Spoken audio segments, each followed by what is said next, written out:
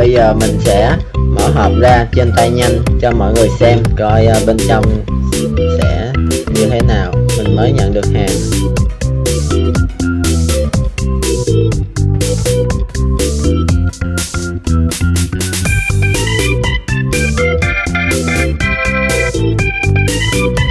Mình gói khá là cẩn thận, tiếp tục cắt lớp vỏ bên trong tiếp. Trong còn một cái hộp của Xiaomi nữa. Là cái hộp camera kèm theo thẻ nhớ, hay là thẻ nhớ mình mua kèm luôn. Thẻ nhớ dung lượng 64GB của Samsung. Vì camera này hỗ trợ tối đa thẻ nhớ 64GB này. Thẻ này Glass 10 U3 hỗ trợ 4K. Bây giờ mình sẽ mở hộp camera ra. Đây là camera của mình. Hộp khá là đẹp, ở đầy đủ thông số phía ngoài, hỗ trợ Full HD 1080p xoay 360 độ, thêm được chế độ ban đêm phát hiện chuyển động. Đây có đàm thoại 2 chiều, hỗ trợ nén H265. Đây xem lại. Bây giờ mình sẽ tách siêu ra, còn siêu của trên hộp luôn nè các bạn.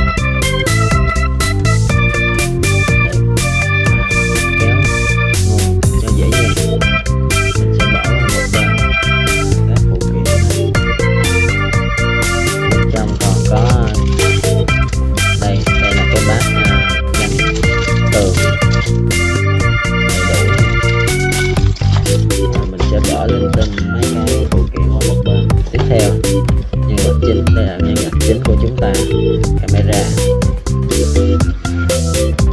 cũng để trong một cái hộp.